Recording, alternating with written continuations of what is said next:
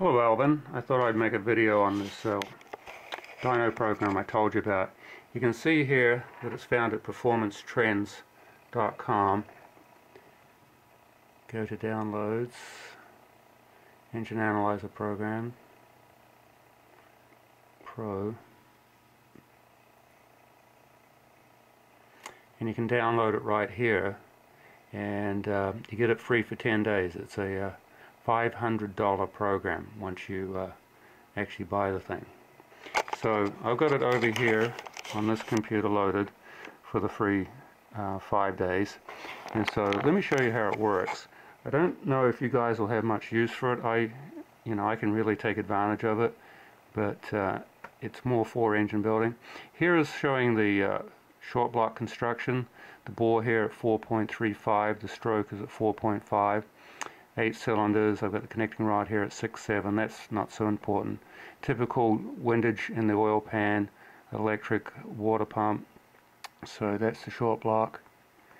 And I'm modeling here an engine that's going to make the power that's comparable to the Origin engine or Origin engine. So I chose a World Products head.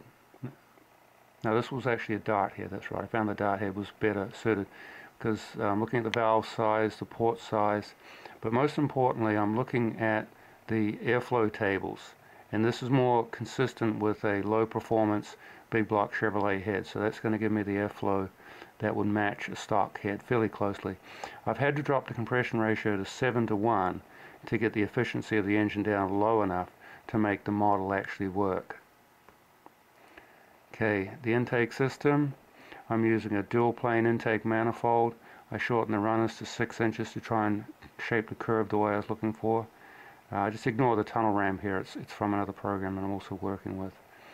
Exhaust system, I try and find some kind of stock cast iron manifold. In this case I chose an LS6. And then the camshaft, I really had to twist the cam on this.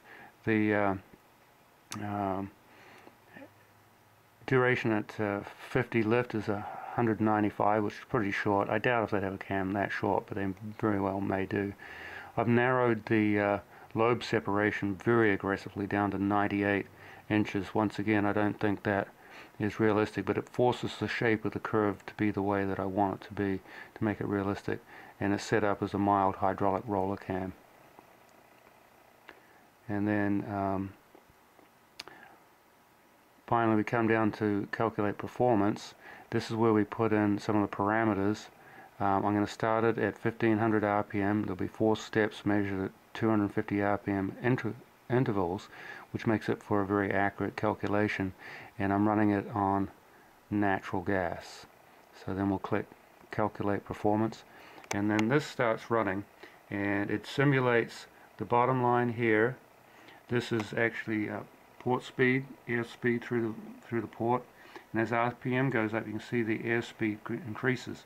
This is where we can play with it to create different manifolds to try and put the airspeed of the intake charge where we want it in the RPM range, and I'm able to do that by changing the size of the runners in the cylinder head and in the intake manifold. Now here's our table laid out.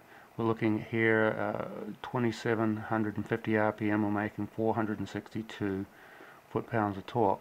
This is what it looks like on a graph. So if you compare the Origin engine, we're going to see a similar power output from this. You can see it is making solid torque at 2000 RPM right here, and it holds it all the way through for a peak at about 3000. Typically these motors peak a little bit earlier than this.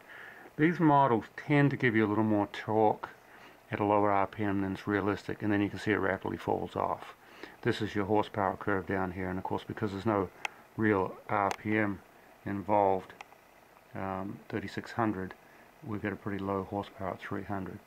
Now let's go back and let me do one other thing before I do this. I'm going to save that.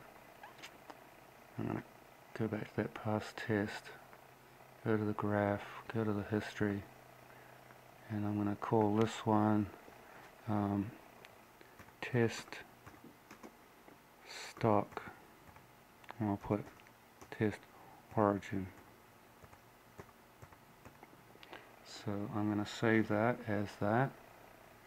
I find that you can see here all these other tests I've been doing. I put little notes like this one here, tweaked.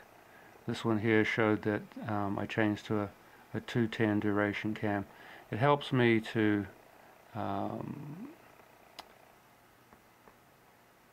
go back and compare what I've done, and so I don't forget. Okay, so let's go back and change some of these parameters. So I'm going to change the heads and put a really good head on there. So we're going to leave the compression ratio the same, even though I'm changing what I'm going to be looking for.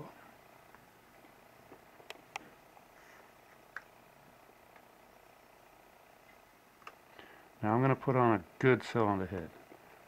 This is an AFR 305, and we can see here our airflow is up at 364. That's a substantial increase. And this is going to show the importance of airflow at the higher RPM numbers. Change our intake. I'm going to put a tunnel ram on there because that really does make a difference. Change the length of those to 12. We'll leave the CFM rating the same. It doesn't really matter for our simulation. Okay, we'll keep that. Okay, the exhaust system. I'm going to put a decent exhaust system on this. I'm throwing everything in at once because I don't have time to go through and show you all the variations.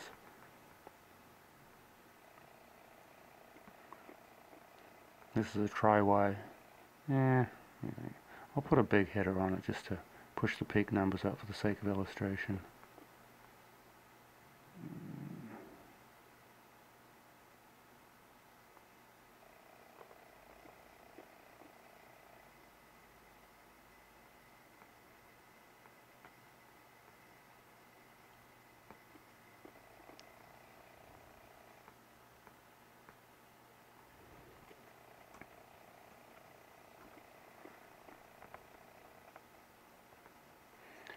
And the cam, I'm going to give it some duration.